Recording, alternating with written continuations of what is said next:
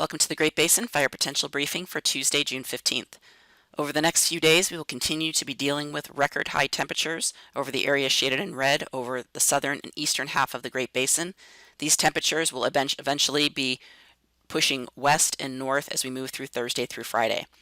Our critical fuels is the area south of this dashed line, or at least our most critical fuels.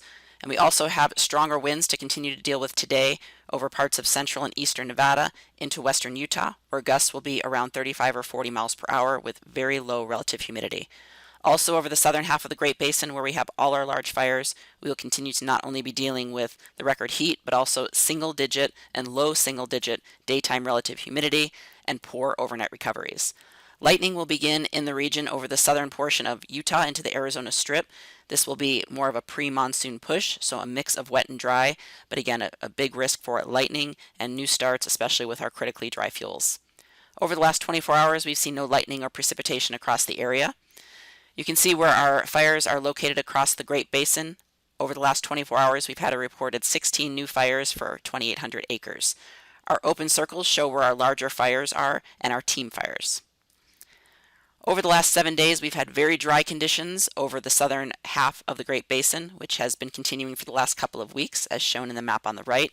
The precipitation up north was with a storm that moved through northern Nevada into Idaho, bringing some widespread areas of wetting rains in the area shaded in green. Currently, our ERCs are again very critical, with ERCs above the 97th percentile for much of Utah and above the 90th or 95th percentile into southern and eastern Nevada.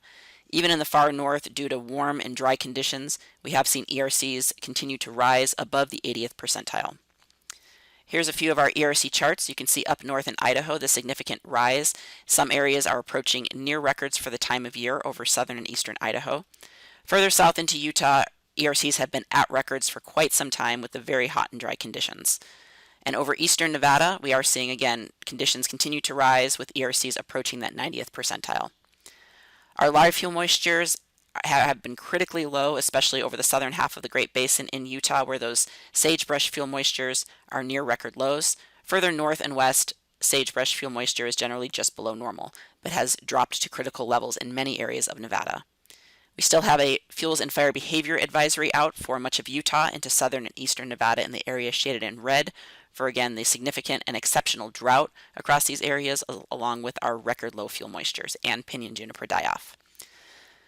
The current satellite image shows a trough of low pressure off the west coast, and this is continuing to generate our winds over Nevada into western Utah, with a strong high pressure ridge dominating the Four Corners area, bringing us our very hot and record temperatures. Looking at our weather pattern for later today, again, very dry and breezy conditions in the areas with the W's for the high risk over central and eastern Nevada into western and northwest Utah, where wind gusts will be around 35 or 40 miles per hour. Continued high risk for the record heat over parts of Utah and Nevada. Looking at the wind gusts for today, again, you can see the strongest wind gusts over eastern Nevada into western Utah, where those gusts will be around 40 or 45 miles per hour. We will also have some stronger gusts over central and eastern Idaho into Wyoming, but relative humidity is certainly higher in those areas and fuels aren't as critical. But it certainly will be something to watch if we get a start. Also, our relative humidity in the low 4 to 5% range over the southern areas of the basin and near 10% further north. As we move into Wednesday, the ridge of high pressure continues to push westward, so we will see a decrease in our winds.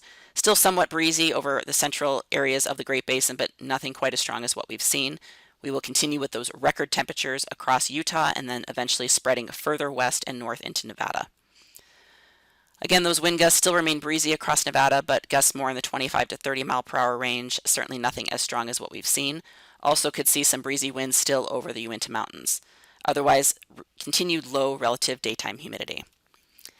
As we move into Thursday, the ridge remains in place over the southern areas of the Great Basin, but moisture is starting to drift north into southern areas, so we will see a return of lightning over southern Utah and the Arizona Strip by Thursday.